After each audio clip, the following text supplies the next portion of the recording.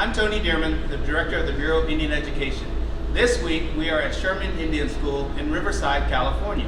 And you're watching This Week at Interior! This Week at Interior.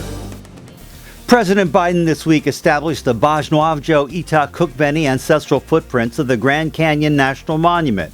The area is considered sacred by many tribal nations in the Southwest, renowned for its natural, cultural, economic, scientific, and historic resources and its broad recreation opportunities. I made a commitment as president to prioritize respect for the tribal sovereignty and self-determination, to honor the solemn promises the United States made to tribal nations to fulfill federal trust and treaty obligations.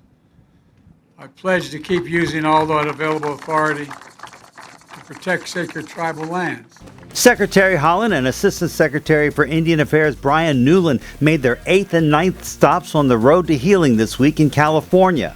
The year-long tour across the country addresses the tragic history of federal Indian boarding schools and provides survivors and their descendants an opportunity to share their experiences. Secretary Holland traveled to Yosemite National Park this week as part of a month-long tour to celebrate the historic investments from the Great American Outdoors Act.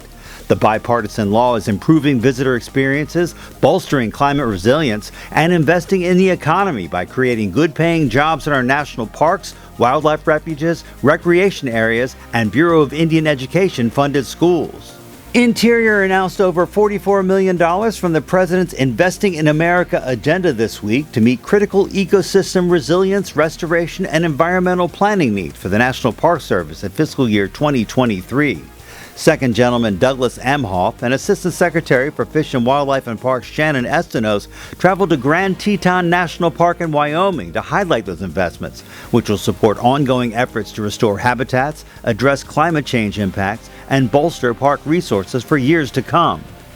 Deputy Secretary Tommy Boudreau and Bureau of Reclamation Commissioner Camille Kalimlin-Tootin met this week with states and tribes to discuss water infrastructure and drought resilience related to the Colorado River.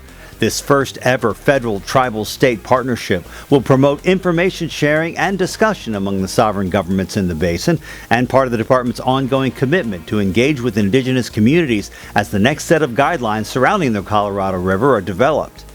This week, Interior also announced nearly $200 million to develop a more resilient water supply, support cooperative watershed management, and safeguard aquatic ecosystems.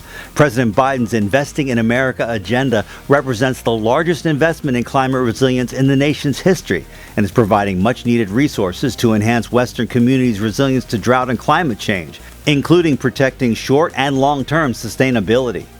The U.S. Fish and Wildlife Service joined federal, state, tribal, and private partners this week for an event at Williams Creek National Fish Hatchery in Arizona to celebrate recovery efforts for the Apache trout.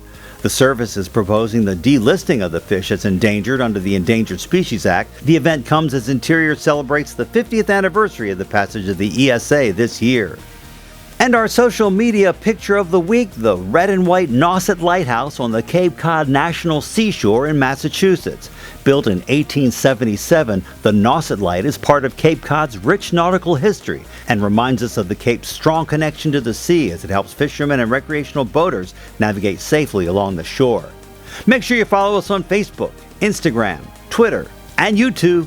That's This Week at Interior.